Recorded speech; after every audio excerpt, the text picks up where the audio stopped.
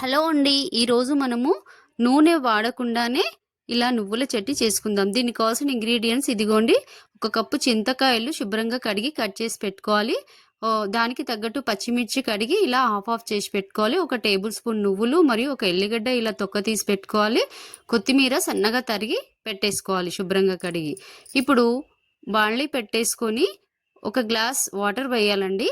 Water వేసి ఇలా పచ్చిమిర్చి కట్ చేసి పెట్టుకున్న పచ్చిమిర్చి వేసి బాగా బాయిల్ అవ్వాలండి అది. ఇదిగో ఇలా బాయిల్ అయిన తర్వాత దీంట్లోనే చింతకాయలు వేసేసేయాలండి. ఒక 5 మినిట్స్లో ఈ చింతకాయలు కూడా బాయిల్ అయిపోతాయి. ఇదిగోండి ఇలా. ఇప్పుడు వీటిని పక్కకు దింపేసి చల్లార్చుకోవాలండి. అవి చల్లారేలోపు మనము నువ్వులు వేయించి పెట్టుకోవాలండి. నువ్వులు వేయించి పెట్టుకున్న తర్వాత ఇదిగో పచ్చిమిర్చిని సపరేట్ చేసేసేయాలి. ఈ నువ్వులు మిక్సీకి వేసుకొని అందులోనే ఇలా బాయిల్ చేసి పెట్టుకున్న మిర్చి మరియు ఎల్లిపాయలు మరియు సాల్ట్ మరియు పసుపు వేసేసి మిక్సీ పట్టేసుకోవాలండి. తర్వాత ఈ బాయిల్ అయిన చింతకాయలను ఏం చేయాలంటే వాటిని ఇలా పిసికేసి అందులో ఉన్న రసాన్ని తీసి ఒక బౌల్లో వేసేసుకోవాలండి. ఈ రకంగా వీటిని పిసకాలండి. పిసికి దీన్ని వడగట్టుకొని ఒక బౌల్లో వేసేసుకోవాలండి. దాంట్లో ఉన్న బొచ్చు అది ఉంటుంది కదండి, అది ఏమీ రాకుండా దాన్ని నీట్గా ఒక బౌల్లోకి మార్చేసుకోవాలండి. ఈ రసాన్ని ఇదిగో ఈ రకంగా వేరొక బౌల్లోకి మార్చేసుకోవాలి.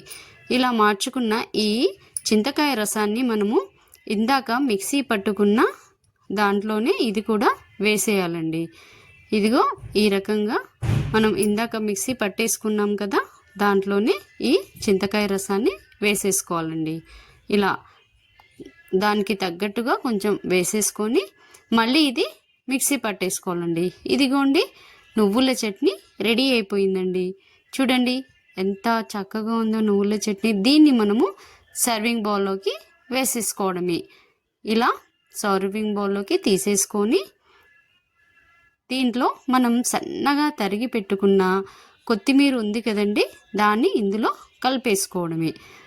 కొత్తిమీరని శుభ్రంగా కడిగి సన్నగా తరిగి పెట్టుకోవాలండి. దాన్ని ఇదిగో ఇందులో ఇలా కలిపేసుకొని వేడి వేడి అన్నంలో ఈ నువ్వుల చట్నీ వేసుకొని కాస్త నెయ్యి వేసుకొని తింటే చాలా బాగుంటుందండి. ఇది చపాతీకి కూడా బాగుంటుంది, దోశలోకి కూడా బాగుంటుంది. ఇది పోపు పెట్టాల్సిన పని లేదండి. పోపు లేకుండా తింటేనే ఇది చాలా టేస్ట్గా ఉంటుంది. నువ్వుల చట్నీ చూడండి ఎంత బాగుందో చూడండి నువ్వుల చట్నీ.